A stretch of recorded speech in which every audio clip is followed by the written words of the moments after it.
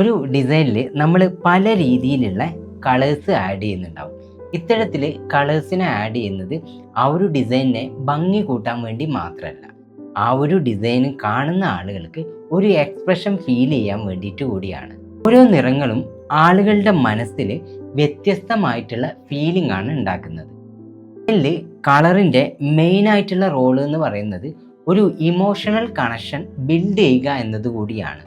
നിങ്ങൾ ഈ സെയിൽസിൻ്റെ പോസ്റ്ററൊക്കെ എടുത്ത് നോക്കിയാൽ അറിയാം, യൂണിവേഴ്സലി ഈ സെയിൽസിൻ്റെ പോസ്റ്റേഴ്സിലൊക്കെ ഏറ്റവും കൂടുതൽ ഉപയോഗിക്കുന്നത് റെഡ് കളറാണ്. ഈ റെഡ് കളറിന് ആളുകളിൽ ഒരു അർജൻസിയും ഒരു എനർജിയും ഒക്കെ ക്രിയേറ്റ് ചെയ്യാനുള്ള കഴിവുണ്ട്.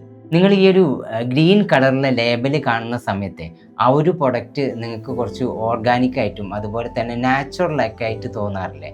അത് ഈ ഒരു കളർ സൈക്കോളജിയുടെ ഭാഗമായിട്ടാണ്. ഇതുപോലെ ഓരോ കളറിലും ഓരോ സൈക്കോളജി കൂടി ഒളിഞ്ഞിരിപ്പുണ്ട്.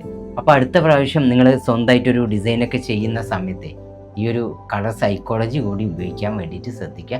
കളർ സൈക്കോളജി നിങ്ങൾക്ക് മനസ്സിലാക്കാൻ വേണ്ടിയിട്ട് ഗൂഗിളിൽ ജസ്റ്റ് ഒന്ന് കളർ സൈക്കോളജി സെർച്ച് ചെയ്താൽ മതി. അപ്പോൾ ഓരോ കളറും അതിൻ്റെ സൈക്കോളജിയൊക്കെ നിങ്ങൾക്ക് പെട്ടെന്ന് മനസ്സിലാക്കാൻ പറ്റും. അപ്പോൾ വീഡിയോ ഇഷ്ടപ്പെട്ടിട്ടുണ്ടെന്നാണെങ്കിൽ ലൈക്ക് ചെയ്യുക, ഷെയർ ചെയ്യുക, ഫോളോ ചെയ്ത് സപ്പോർട്ട് ചെയ്യുക.